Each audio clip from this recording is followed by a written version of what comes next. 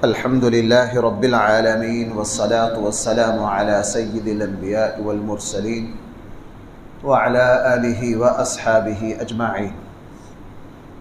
سورہ آل عمران کا خلاصہ یہ ہے کہ یہ مدنی صورت ہے اور قرآن کریم کی جتنی بھی صورتیں ہیں ان صورتوں میں کوئی نہ کوئی لفظ یا کسی چیز کا ذکر ہوتا ہے، اسی لفظ کو لے کر اس پوری صورت کا نام رکھ دیا جاتا ہے۔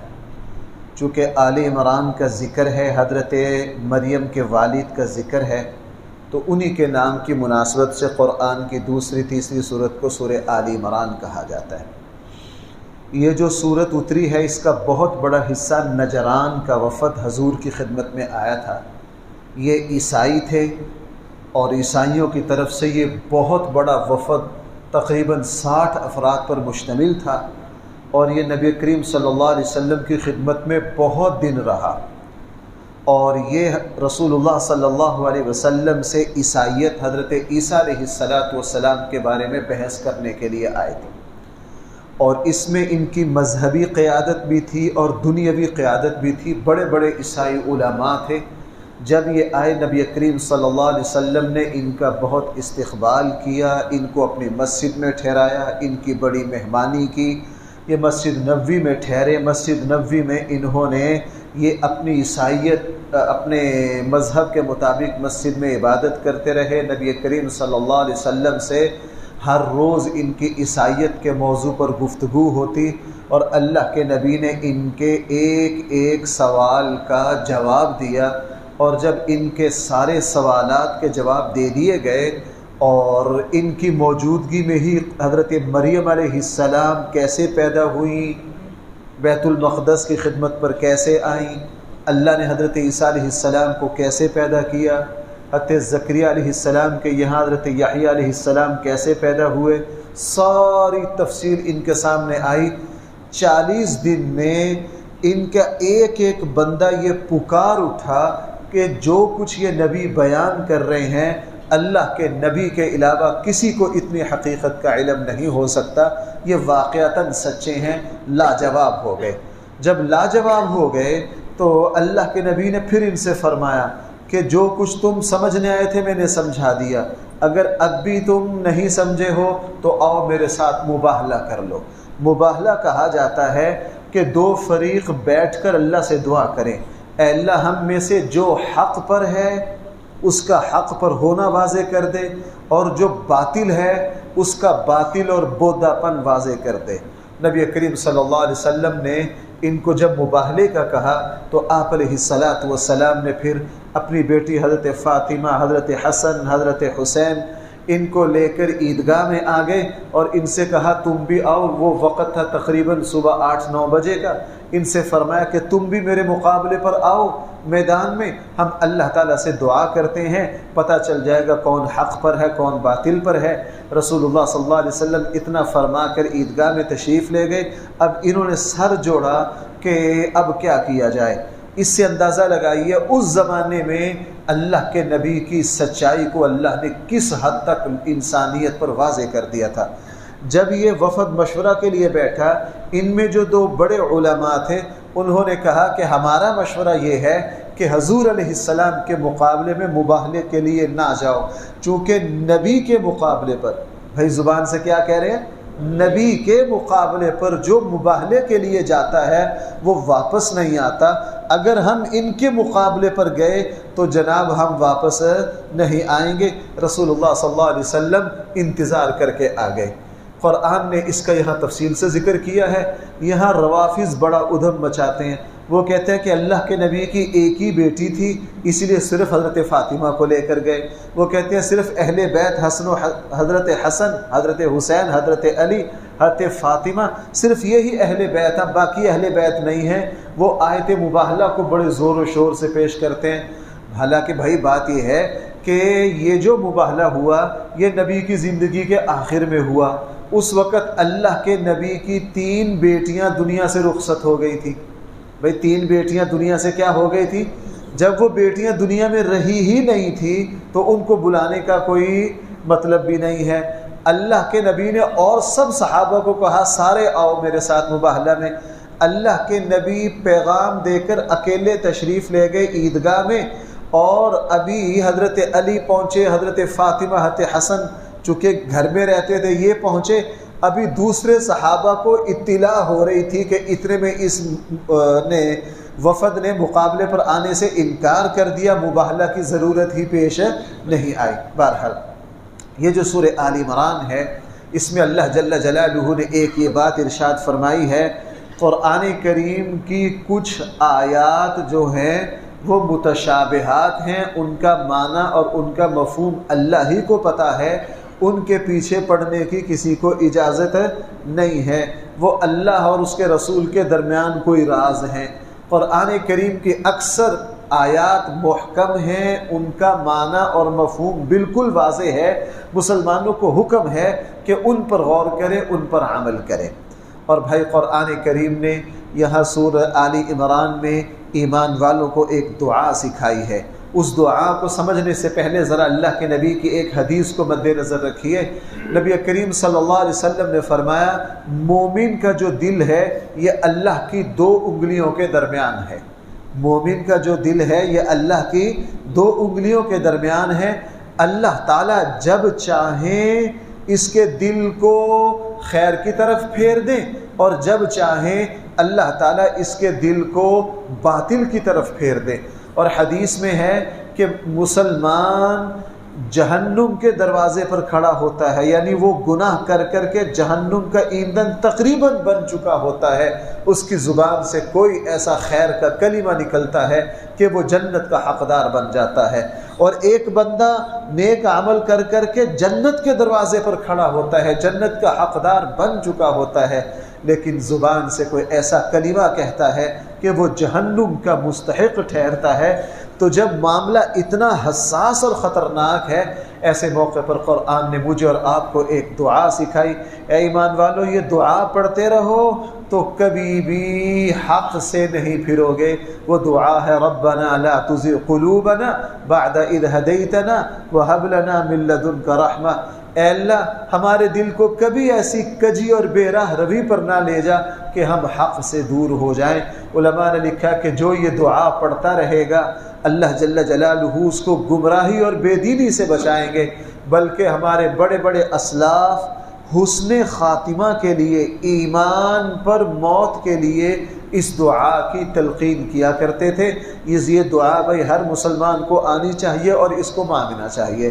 قرآن کریم نے سورہ آل عمران میں فرمایا کہ لوگوں، زُيِّنَ لِلنَّاسِ حُبُّ الشَّهَوَاتِ مِنَ النِّسَاءِ وَالْبَنِينَ وَالْقَنَاطِيرِ الْمُقَنطَرَةِ مِنَ الذَّهَبِ وَالْفِضَّةِ وَالْخَيْلِ الْمُسَوَّمَةِ وَالْأَنْعَامِ وَالْحَرْثِ، کہ ہم نے تمہارے دائیں بائیں بہت سی محبتیں تمہاری آزمائش کے لیے رکھی ہیں۔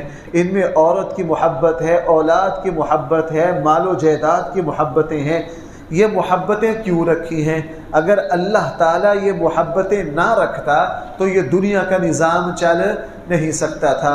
کہیں بیوی کی محبت ہے، کہیں اولاد کی محبت ہے، کہیں ماں باپ کی محبت۔ یہ محبتیں اس لیے رکھی کہ اس کے بغیر دنیا کا نظام چل نہیں سکتا، لیکن مسلمان کو حکم دیا کہ ان ساری محبتوں کے ساتھ اسی طرح چلنا ہے جس طرح ہماری طرف سے حکم ہے۔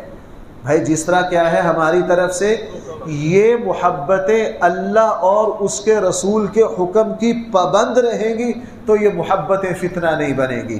اگر اللہ اور اس کے رسول کے حکم کی پابندی سے باہر چلی گئیں، اولاد بھی فتنہ ہے، عورت بھی فتنہ ہے۔ اللہ کے نبی نے فرمایا، میں نے مردوں کے لیے عورت سے بڑھ کر کوئی فتنہ نہیں دیکھا، اور عورت کا جو فتنہ ہے وہ مال ہے۔ عورت کی بربادی مال کے ذریعے ہوتی ہے اور مرد کی بربادی عورت کے ذریعے ہوتی ہے۔ اس آیت میں حکم دیا گیا ہے کہ تم نے اپنی محبت کو، اپنی ساری محبتوں کو اللہ اور اس کے رسول کے حکموں کے پابند رکھنا ہے۔ اس لیے علماء نے فرمایا یہ دنیا کی ساری محبتیں، اولاد، بیوی بچے، پیسہ، جائیداد، ان چیزوں کی محبتوں کی مثال کشتی اور پانی کی ہے۔ کشتی اور پانی جو ہے ان کا چولی دامن کا ساتھ ہے۔ کشتی ہوتی ہی وہاں ہے جہاں بھائی کیا ہو، پانی ہو۔ پانی کے بغیر کشتی چلے، لیکن کشتی ساری زندگی رہتی بھی پانی کے ساتھ ہے، لیکن پانی کو اندر آنے نہیں دیتی. اگر پانی کشتی کے اندر آ گیا تو وہ کشتی کی موت ہے. یہ ساری محبتیں، ان کے بغیر زندگی گزارنا ممکن نہیں ہے، لیکن ان کو دل سے باہر رکھنا، اسی حد تک رکھنا جس حد تک اللہ اور اس کے رسول کا حکم ہے. اور بھائی قرآن کریم نے سورہ آل عمران میں دوبارہ حکم دیا، لا يتخذ المؤمنون الکافرین اولیاء من دون المؤمنین. اے ایمان والو، کافروں کو کبھی بھی اپنا دوست نہ بناؤ. کافروں کو کبھی بھی اپنا دوست، جو کافروں کو دلی طور پر دوست رکھے گا وہ کفر پر چلا جائے گا. میں نے اپنی زندگی میں دیکھا جن لوگوں نے قادیانیوں سے قلبی تعلق رکھا، بھائی کیا قلبی تعلق رکھا، میں نے آنکھوں سے یہ منظر دیکھا کہ ان کی اولادیں آگے قادیانی ہو گئی، ان کی اولادیں آگے کیا ہو گئی. ہاں، ہمیں حکم ہے کہ عام کافروں کے ساتھ اخلاق سے پیش آئیں گے، ہمدردی سے پیش آئیں گے. اگر ان کو ہماری کسی مدد کی ضرورت ہوگی وہ بھی دیں گے، اخلاق سے پیش آئیں گے. جیسے میں نے ابھی عرض کیا، نجران کا وفد آیا، اللہ کے نبی نے ان کو کہاں ٹھہرایا؟ اور 40 دن ان کی، یہ عیسائی تھے، ان کو عبادت بھی کرنے دی. ہمارے ہاں مشہور ہے، اگر کوئی عیسائی جو کسی برتن کو ہاتھ لگا دے کہ جی اس برتن میں پانی نہیں پی سکتے، کوئی حرج والی بات، یہ غلط ہے. اگر کوئی عیسائی ہے، اگر اس کا جسم صاف ستھرا ہے، جسم پر ظاہری گندگی نہیں ہے، وہ ہمارے ساتھ بیٹھ کے کھانا کھا سکتا ہے، ہمارے ساتھ پانی پی سکتا ہے. اللہ کے نبی نے ان کی مہمانی کی ہے.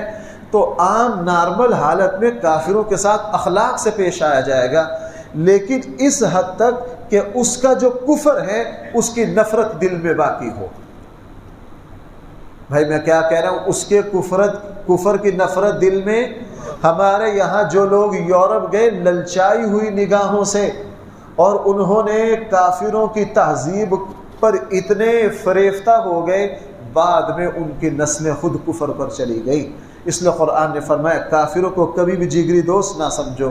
اور بھائی قرآن کریم نے سورہ آل عمران میں فرمایا، لوگو اگر تم یہ چاہتے ہو کہ اللہ تعالیٰ تمہیں محبوب بنا لے، تم اللہ تعالیٰ سے محبت کرو، تو تمہارے لیے ضروری ہے کہ تم نبی کریم صلی اللہ علیہ وسلم کے اتباع کرو.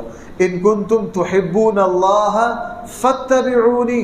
اگر اللہ کے محبوب بننا چاہتے ہو، اللہ کو اپنا محبوب بنانا چاہتے ہو، تو کیا کرو؟ بھائی سارے ذرا متوجہ ہو جاؤ، کیا کرو؟ نبی کریم صلی اللہ علیہ وسلم کی، اللہ تعالیٰ کی محبت کا اب ایک ہی ذریعہ ہے، وہ ہے نبی کریم صلی اللہ علیہ وسلم کی اتباع. یہ بات میں اس لیے زور دے کے کہہ رہا ہوں، ہم یہاں دیکھتے ہیں ماشاءاللہ قوالی ہو رہی ہے، موسیقی کے ساتھ اللہ کی بڑی تعریف ہو رہی ہے، اور قوالی گانے اور سننے والے رو بھی رہے ہیں اللہ کی محبت میں. مجھے ایک مرتبہ کسی نے کہا، مفتی صاحب یہ جو میں فلاں جو قوال ہے اس کی قوالی میں شریک ہوا تو وہاں سارے رو رہے تھے، دل میں ایسی اللہ کی محبت آئی، تو آپ ملا لوگ کیسے کہتے ہیں کہ موسیقی کے ساتھ محبت نہیں آ سکتی؟ میں نے کہا بھائی ہم اس کا ہرگز انکار نہیں کرتے، اچھی طرح سن لو، اس بات کو سمجھ لو. موسیقی کے ساتھ نبی کریم صلی اللہ علیہ وسلم کی نعت پڑھنے سے اللہ کے نبی کی محبت آتی ہے. موسیقی کے ساتھ اللہ تعالیٰ کے حمد و ثنا بیان کرنے سے ہو سکتا ہے آنکھوں سے آنسو آئیں، اللہ کی محبت آئے، ہم اس کا انکار نہیں کرتے. لیکن اللہ تعالیٰ کو اپنی ذات کے بارے میں اب صرف وہی محبت چاہیے جو نبی کریم صلی اللہ علیہ وسلم کی اتباع میں ہو. جو کس کی اتباع میں ہو؟ ہاں، جو محبت حضور کی اتباع سے ہٹ کر ہوگی، اگرچہ وہ محبت ہو، اللہ تعالیٰ کو ایسی محبت نہیں چاہیے.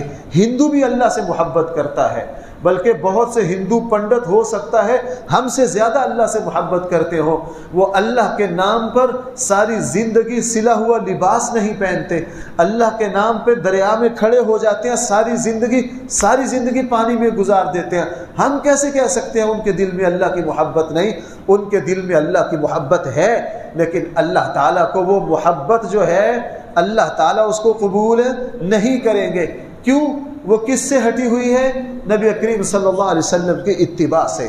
اب میں یوں کہہ سکتا ہوں، دنیا اپنے اپنے طریقوں سے اللہ سے محبت کرنا چاہتی ہے، اللہ تعالیٰ کی طرف سے اعلان ہے جس طرح مجھ سے محبت کرو میں تمہاری وہ محبت قبول نہیں کروں گا۔ اگر میرے ساتھ محبت کرنی ہے تو تمہارے لیے ضروری ہے کہ کس کے طریقے پر ہو؟ نبی کریم صلی اللہ علیہ وسلم کے طریقے۔ اب اللہ کے نبی نے تو موسیقی کے ساتھ اللہ کو یاد نہیں کیا، اللہ کے نبی کے صحابہ نے تو موسیقی کے ساتھ درود و سلام نہیں پڑھا، لہٰذا اس وقت اللہ کی طرف جانے والے سارے راستے بند ہیں، صرف ایک ہی راستہ اللہ تک جاتا ہے، اس راستے کا نام محمد الرسول اللہ صلی اللہ علیہ وسلم ہے۔ اور بھائی قرآن کریم نے حضرت مریم کی پیدائش کا ذکر کیا، ان کی والدہ نے منت مانی، نظر مانی، اے اللہ میری اگر نرینہ اولاد ہو تو بیت المقدس کی خدمت پر لگاؤں گی، وہ بیٹی ہو گئی۔ بھائی وہ کیا ہو گئی؟ بیٹی کو وقف کر دیا، شوہر تھے نہیں، حضرت مریم کے والد نہیں تھے، کفالت آ گئی خالو حضرت زکریا کے پاس۔ حضرت زکریا علیہ السلام بیت المقدس کے ایک کمرے میں ان کی پرورش کرتے، اور جب نماز کے لیے جاتے اگر ادھر ادھر جاتے باہر سے تالا لگا جاتے، اور جب کھانے پینے ضروریات کے انتظام کر دیتے۔ اکثر ایسا ہوتا جب باہر سے حضرت زکریا علیہ السلام تشریف لاتے، دروازہ بند ہے، تالا لگا ہوا ہے، دروازہ کھول کے اندر آتے، حضرت مریم کے پاس بے موسم پھل پاتے، اور وہ پھل بھی تازہ ہوتے، بے موسم ہوتے، بیت المقدس کے علاقے کے نہ ہوتے، پیغمبر تھے، فراست دی تھی اللہ نے، سمجھ جاتے کہ یہ جو پھل مریم تک پہنچ رہے ہیں یہ اسباب کے تحت نہیں پہنچ رہے، دروازہ بند ہے، بے موسم ہے، تازہ ہے، ہمارے خطے کے نہیں ہیں۔ اور پوچھ ہی لیا مریم یہ تیرے پاس کہاں سے پھل آتے ہیں؟ کہا یہ اللہ کے پاس سے آتے ہیں۔ کہاں سے آتے ہیں؟ اللہ کی طرف سے۔ سمجھ گئے کہ اس بچی پر اللہ کا بڑا فضل ہے، تو اللہ تعالیٰ سے دعا مانگی۔ چونکہ زکریا علیہ السلام بوڑھے ہو رہے تھے، اللہ تعالیٰ سے دعا مانگی، اے اللہ آپ اس بچی کو بے موسم پھل دے سکتے ہیں تو اے اللہ آپ مجھے نیک اولاد بھی دے سکتے ہیں، رب ہب لی من لدنک ذریۃ طیبہ۔ اللہ تعالیٰ سے دعا مانگی اور اللہ جل جلالہ نے کہا ٹھیک ہے جی، آپ نے حوالہ اور دلیل بڑی مضبوط دی ہے ہمیں، ہم آپ کی دعا کو قبول کرتے ہیں، آپ کو بیٹا بھی دے رہے ہیں، آپ نے صرف کہا ہے نیک بیٹا دے دو، آپ نے صرف اتنا مانگا ہے، مزید ہم دے رہے ہیں، آپ کو بیٹا بھی دیں گے اور نیک بھی دیں گے، اتنا تو آپ نے مانگا ہے، لیکن آگے خود سے مہربانی کر دیتے ہیں، بیٹا بھی دیں گے، نیک بھی دیں گے، اور اس کو نبی بھی بنائیں گے، اس کا نام بھی رکھ رہے ہیں، اور وہ نام اس سے پہلے زمین پر کسی نے رکھا بھی نہیں ہے۔ اس سے بھائی تین باتیں مجھے اور آپ کو سمجھنی ہے۔ اللہ سے مانگنے والا کبھی بھی مایوس اور بے یار و مددگار، دیکھو حضرت زکریا نے کہا مجھے نیک اولاد دے دو، اللہ نے کہا نیک بھی دیں گے، نبی بنا کر بھی دیں گے، ان کا نام بھی رکھ رہے ہیں، وہ اپنی قوم سیدا و حصورا و نبیا من الصالحین، مانگی تھوڑی سی بات، اللہ جل جلالہ نے بڑھا چڑھا کے کہاں سے کہاں حضرت زکریا علیہ السلام کو نواز دیا۔ اور بھائی دوسری بات، حضرت زکریا علیہ السلام نے حضرت مریم کے پاس بے موسم پھل دیکھے تو ان حضرت مریم کے اوپر جو اللہ کا فضل ہو رہا تھا اس کو دیکھ کر جل گئے یا پر امید ہو گئے؟ تو ہم کیا کرتے؟ ہم اگر اپنے کسی سگے کی نعمت دیکھ لیں تو ہم تو جل جاتے۔ یہاں سے پتہ چلا انبیاء کا طریقہ یہ ہے، اپنے دائیں بائیں کسی پر اللہ کا فضل دیکھو، اس پر خوش ہو جاؤ اور اللہ سے دعا مانگو، اے اللہ جس طرح آپ نے ان پر فضل کیا ہے مجھ پر بھی اسی طرح۔ ہم اللہ سے فضل مانگتے نہیں، کم ظرفی کا مظاہرہ کرتے ہیں، جلنے لگ جاتے ہیں اور پھر اللہ تعالیٰ کی طرف سے پکڑ آ جاتی ہے۔ اور بھائی تیسری بات، حضرت زکریا علیہ السلام نے دعا مانگی، رب ہب لی من لدنک ذریۃ طیبہ، اے اللہ مجھے نیک اولاد دے۔ بھائی کیا دعا مانگی؟ بھائی پورے قرآن میں نبیوں نے کسی بھی جگہ اگر اللہ سے دعا مانگی ہے تو ساتھ یہ شرط لگائی ہے، اے اللہ مجھے نیک اولاد دے۔ سچی بات یہ ہے اولاد وہی ہے جو نیک ہو، اولاد وہی ہے جو اولاد نیک نہ ہو، اس سے بڑی دنیا میں اللہ تعالیٰ کی طرف سے عذاب اور مصیبت نہیں ہے۔ ہم اللہ تعالیٰ سے اولاد مانگتے ہیں لیکن نیک نہیں مانگتے۔ میں بچپن میں اپنے استادوں کو سنا کرتا تھا، اے میرے اللہ مجھے نیک اولاد دے، اگر نیک نہیں دینی اے اللہ مجھے اولاد ہی نہیں چاہیے۔ مجھے اولاد ہی، آپ دیکھ لیجئے ہمارے دائیں بائیں، اولاد کی بدبختی ماں باپ کی ہڈیوں کو پگھلا دیتی ہے، ماں باپ کی عزتوں کو برباد کر دیتی ہے، اور ماں باپ دنوں میں بڑھاپے میں چلے جاتے ہیں۔ اس لیے بھائیوں، اولاد کے لیے دعا مانگنا فطرت ہے، لیکن جب بھی اولاد کے لیے دعا مانگے، اے اللہ اولاد بھی دے اور اگلی بات لمبی ہو جاتی ہے، مجھے خلاصہ پورا کرنا ہوتا ہے، صرف دعا کی حد تک نہ رہیں، اس کی کوشش کرے کہ ہماری اولاد نیک ہو۔ میں اس پر قسم کھاتا ہوں، چونکہ اللہ اور اس کے رسول کی بات ہے، جس کی اولاد نیک ہوگی وہ دنیا کے لیے بھی اس کے دل کی ٹھنڈک ہے، اور مرنے کے بعد بھی اس کے دل کی ٹھنڈک ہے۔ اور بھائی قرآن کریم نے حضرت عیسیٰ علیہ السلام کا بھی ذکر کیا۔ حضرت عیسیٰ علیہ السلام قیامت کے قریب آئیں گے اور اس امت کی قیادت کریں گے۔ اور سورہ آل عمران میں قرآن کریم نے یہودیوں کو، عیسائیوں کو، مسلمانوں کو ایک بڑی زبردست بات کہی ہے۔ چونکہ یہودیوں کا دعویٰ یہ تھا کہ ابراہیم علیہ السلام یہودی ہیں، عیسائیوں کا دعویٰ یہ تھا حضرت ابراہیم علیہ السلام عیسائی ہیں، مسلمان یہ کہہ رہے تھے کہ ابراہیم علیہ السلام مسلمان ہیں۔ قرآن کریم نے فرمایا ما کان ابراہیم یہودیہ ولا نصرانیہ ولکن کان حنیفا۔ حضرت ابراہیم کیا ہیں، اور کون تم میں سے حضرت ابراہیم کا اپنی پارٹی میں ہونے کا دعوے دار ہے؟ تو حضرت ابراہیم کی زندگی دیکھ لو، کیا کر لو حضرت ابراہیم کی زندگی ایک ہی لفظ ہے کہ وہ اللہ کے 100% فرما بردار ہے۔ وہ کیا ہے؟ اللہ کے 100%۔ اب تم میں سے سارے دیکھ لو اللہ کا فرما بردار کون ہے؟ تو ابراہیم علیہ السلام کی زندگی پر جب نظر ڈالتے ہو تو ابراہیم علیہ السلام کے نقش قدم پر تو نبی کریم صلی اللہ علیہ وسلم اور مسلمان ہیں۔ کون ہیں؟ اس سے پتہ کیا چلا؟ آج بھائی مسلمانوں میں بھی بڑی طرح کے دڑے فرقہ بندیاں ہیں، ہر کوئی یہ کہتا ہے ہم حق پر ہیں۔ یہ دعویٰ بالکل غلط ہے۔ حق پر وہ ہے جو قرآن و سنت، جو قرآن کریم، نبی کریم صلی اللہ علیہ وسلم کی سنت، حضور علیہ السلام کے صحابہ کے نقش قدم پر ہے، وہ حق پر ہے۔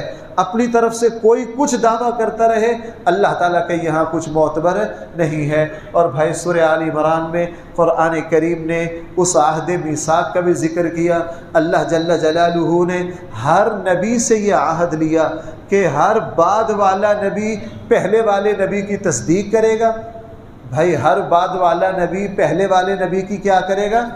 ہم سورہ بقرہ کے شروع میں کیا پڑھیں؟ انزل الیک وما انزل من قبلک۔ ہم اے اللہ کے حبیب، آپ پر اترنے والے قرآن کو بھی مانتے ہیں اور آپ سے پہلے اترنے والی کتابوں کو بھی، اور ہر نبی کو یہ بھی حکم دیا کہ یہ بھی کہہ کے آؤ کہ میرے بعد جو نبی آئیں گے ان کو بھی ماننا ہے۔ اس لیے قرآن کی آیت سے ثابت ہوا، اور اس کا ذکر احادیث میں بھی ہے، مفسرین نے بھی کیا۔ ہر نبی یہ کہہ کر گئے کہ ہمارے بعد ہو سکتا ہے آخری نبی آئیں اور تم سب نے ان پر ایمان لانا ہے۔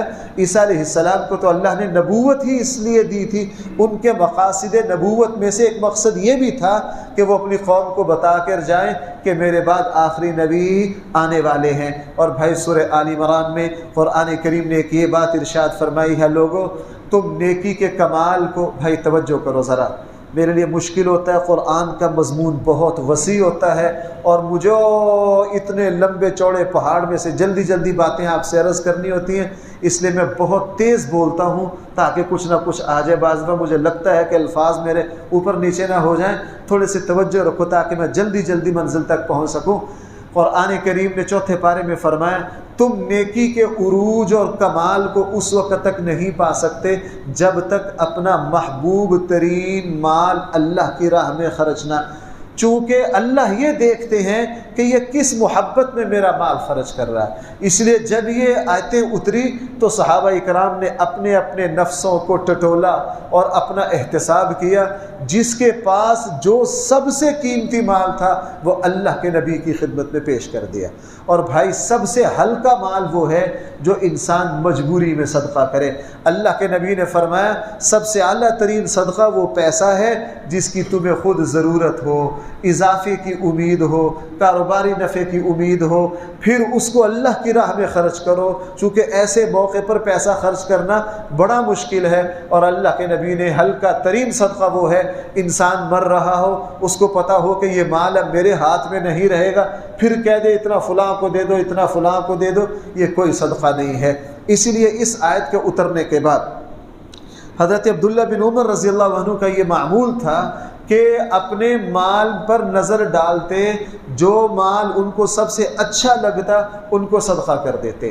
اور حضرت عبداللہ ابن عمر کے غلاموں کو اور باندیوں کو بھی اس کا پتہ چل گیا تھا۔ وہ کیا کرتے؟ حضرت عبداللہ ابن عمر کا منظور نظر بننے کی کوشش کرتے۔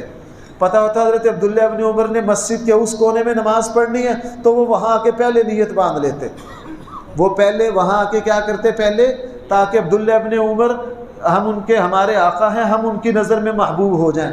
جس غلام کی نماز اچھی دیکھتے خوش ہو جاتے، کہتے یہ میرا غلام سب سے اچھا ہے، چلو تجھے اللہ کے لیے آزاد کیا۔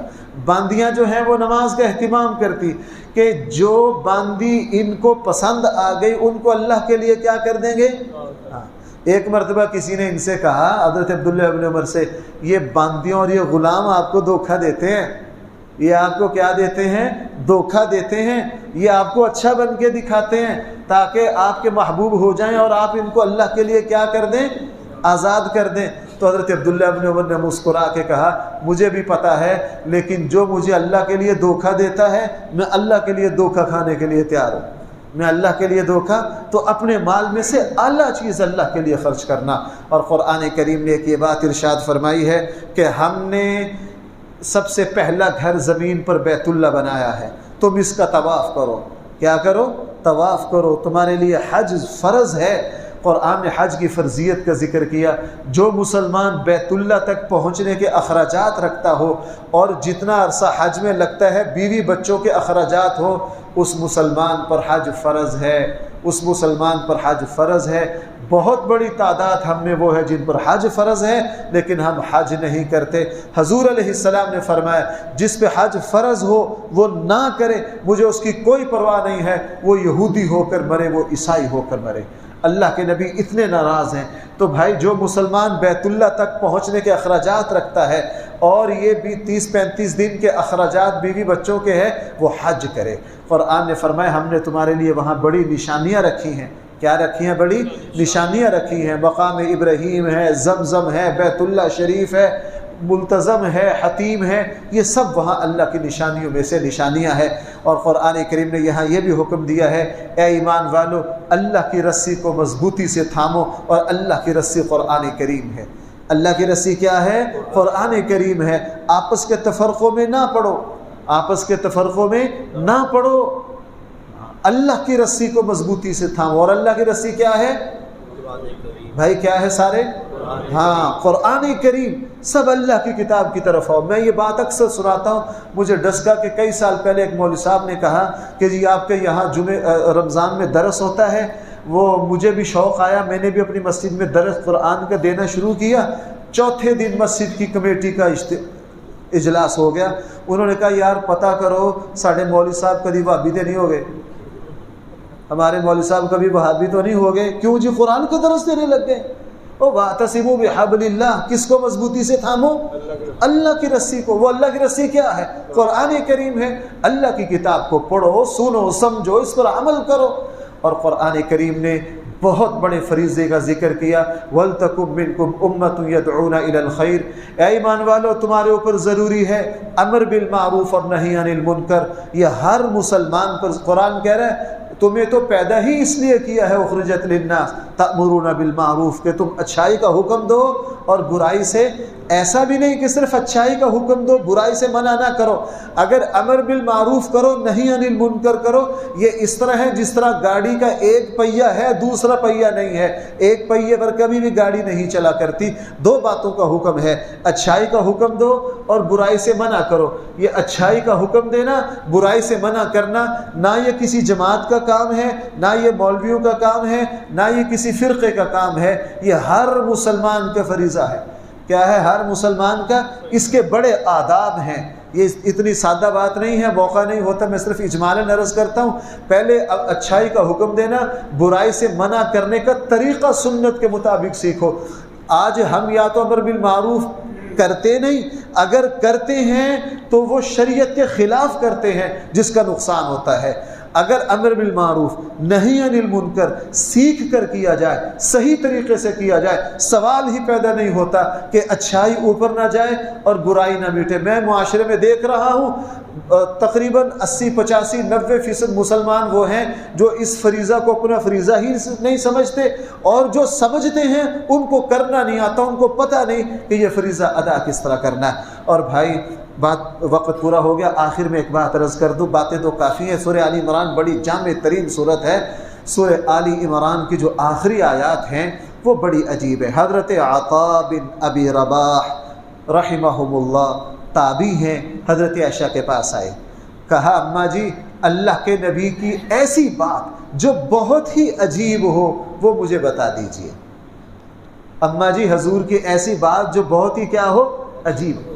حضرت عائشہ نے حضرت عطاء سے کہا عطاء تو بھی عجیب آدمی ہے، اللہ کے نبی کی کون سی بات عجیب نہیں تھی؟ اللہ کے نبی کی تو ہر بات ہی نرالی تھی، لیکن ایک بتا دیتی ہوں۔ ایک دن رسول اللہ صلی اللہ علیہ وسلم میری باری تھی، میرے یہاں تشریف لائے اور میرے ساتھ بستر میں لیٹ بھی گئے۔ تھوڑی دیر کے بعد کہا عائشہ چھوڑو، میں اللہ کے سامنے کھڑا ہونا چاہتا ہوں۔ کھڑے ہو کر نماز شروع کر دی اور نماز پڑھنے لگے، اتنا روئے نماز میں کہ آپ علیہ الصلوۃ والسلام کی جو داڑھی مبارک تھی وہ آنسوؤں سے تر ہو گئی۔ وہ کیا ہو گئی؟ آنسوؤں سے تر ہو گئی، اور اتنا لمبا قیام کہ مجھے بھی ترس آنے لگ گیا۔ پھر رکوع بڑا لمبا، پھر سجدہ بڑا لمبا، ساری رات روتے رہے۔ اتنی لمبی نماز پڑھی، اتنی لمبی نماز پڑھی، سجدہ کیا کہ حضرت بلال آ گئے، گھر پر دستک دی کہ اللہ کے حبیب اذان کا وقت ہو گیا۔ کیا ہو گیا؟ اذان کا وقت ہو گیا۔ اللہ کے نبی نے نماز، میں ساری رات یہ منظر دیکھتی رہی۔ میں نے کہا اللہ کے حبیب آپ تو بخشے بخشائے ہیں، آپ کا تو کوئی گناہ نہیں ہے، آپ تو بخشے بخشائے ہیں، آپ اتنا کیوں روتے ہیں؟ رسول اللہ صلی اللہ علیہ وسلم نے فرمایا عائشہ کیا میں اللہ کا شکر گزار نہ بندہ بنوں، اللہ کا شکر گزار بندہ نہ بنوں؟ اس رات میں اللہ تعالیٰ نے میرے اوپر ایسی آیات اتاری ہیں کہ میں ان آیات کے شکرانے کے طور پر ساری رات اللہ کے سامنے کھڑا رہا ہوں۔ وہ آیات کون سی ہیں؟ ان فی خلق السماوات والارض واختلاف اللیل والنہار لآیات لأولی الالباب۔ زمین و آسمان میں اللہ کی قدرت کی بڑی نشانیاں ہیں۔ عقل مند وہ ہیں جو اللہ کے نظام پر غور کریں، غور کرتے کرتے اللہ کو پہچانیں۔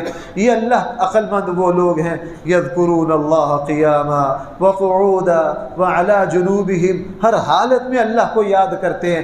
جب وہ کائنات کا مطالعہ کرتے ہیں، اللہ کی قدرت کو دیکھتے ہیں، ان کے دل میں ایمان ایسا جوش مارتا ہے، وہ پھر زبان سے کہتے ہیں سبحانک، اے میرے اللہ آپ تو پاک ہیں، آپ نے یہ سارا جہان بیکار اور فضول پیدا نہیں کیا۔ جب وہ اس حقیقت کو پا جاتے ہیں پھر اللہ سے دعائیں مانگتے ہیں۔ وہ کیا کہتے ہیں؟ وہ کہتے ہیں ربنا اننا سمعنا منادیا ینادی للایمان، اے میرے اللہ آپ نے اپنا نمائندہ محمد صلی اللہ علیہ وسلم ہم تک بھیجے، ہم نے ان کی بات سنی، ان کو قبول کیا، ان پر ایمان لے آئے، تو آپ ہمیں جہنم کے عذاب سے پناہ دے دیجئے۔ اے اللہ ہمارے گناہوں کو بخش دیجئے، ہمیں معاف کر دیجئے، اور اے اللہ ہمارا حشر اچھے لوگوں کے ساتھ کیجئے۔ جب وہ اللہ تعالیٰ سے یہ دعا مانگتے ہیں تو اللہ تعالیٰ فرماتے ہیں فاستجاب لکم ربکم، اللہ تعالیٰ نے تمہاری ساری دعاؤں کو قبول کر لیا۔ اور بھائی اس کے بعد حضور نے فرمایا عائشہ مجھے اپنے اس امتی پر افسوس ہے جو قرآن کی ان آیات کو پڑھے اور پھر کائنات پر غور نہ کرے۔ بھائیو یہاں میری ایک بات سنو، اہل علم نے فرمایا سب سے بڑا ذکر اللہ کی قدرت پر غور کرنا ہے۔ بھائی بیدار ہو جاؤ، آخری بات سنو، سب سے بڑا ذکر کیا ہے اللہ کی قدرت پر؟ اللہ کے نبی نبوت سے پہلے غار حرا میں جو 3-3 4-4 دن رہتے تھے کون سا ذکر کرتے تھے؟ ایک قول یہ بھی ہے کہ ذکر لسانی نہیں کرتے تھے۔ اللہ کے نبی صلی اللہ علیہ وسلم غار حرا میں بیٹھ کر اللہ تعالیٰ کے اس نظام پر غور کرتے تھے۔ اللہ کے اس نظام پر کیا کرتے تھے؟ اللہ کے اس نظام کو سوچنا. بندہ یوں کسی چیز کی طرف توجہ گئی, گلاب کے پھول کو دیکھا, سوچتے سوچتے اللہ کی قدرت میں ڈوب گیا, اور اس کے جسم پر ایسی کیفیت طاری ہوئی کہ آنکھوں سے آنسو آ گئے. جس کو قدرت پر غور کر کے یہ کیفیت آ جائے, سمجھ جاؤ کہ وہ ایمان کی بلندیوں پر پہنچ گیا.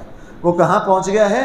اور ایسے موقع پر اللہ سے دعا مانگو. جب بھی قدرت ہمیں ہلائے, ہمارے ایمان کو مٹھاس اور لذت دے قدرت, تو بھائی فوراً کیا کرو, اللہ سے دعا مانگو. قرآن کہہ رہا ہے اس موقع پر جو لوگ دعا مانگتے ہیں فاستجاب لہم, ان کا رب ان کی دعاؤں کو قبول کر لیتا ہے. سورہ آل عمران کی آدھی باتیں میں بیان کر سکا, بھائی آدھی رہ گئی ہیں. جو کچھ کہا گیا اللہ تعالی ہم سب کو ان پر عمل کی توفیق عطا فرمائے. الحمدللہ رب العالمین والصلاة والسلام على سید الانبیاء والمرسلین وعلى آلہ واصحابہ اجمعین. ربنا آتنا فی الدنیا حسنہ وفی الآخرۃ حسنہ وقنا عذاب النار. اے اللہ ہم اس پوری نظام قدرت کو مانتے ہیں, اے اللہ اس سے اعلیٰ نظام نہیں ہے. ہم نبی کریم صلی اللہ علیہ وسلم کی بات پر ایمان لاتے ہیں. اے اللہ ان دونوں باتوں کی وجہ سے ہم سب کو معاف کر دیجئے, ہم سب کو معاف کر دیجئے. اس رمضان میں جتنی دعائیں ہم مانگتے ہیں اللہ سب کو قبول کر لیجئے. اے اللہ ہم سب اس پورے رمضان میں جتنی دعائیں مانگ رہے ہیں, ہمارے آقا نے رمضان میں جتنی دعائیں مانگی ہیں, 1400 سالوں میں امت کے صلحاء, اولیاء اللہ, علماء, آپ کے مقرب بندے افطاری سحری میں جتنی دعائیں مانگتے آئے ہیں, اے اللہ وہ ساری دعائیں ہمارے حق میں, ہمارے اہل و عیال کے حق میں قبول کر لیجئے. صلی اللہ تعالی علی خیر خلقہ سیدنا مولانا محمد و آلہ و اصحابہ اجمعین برحمتک.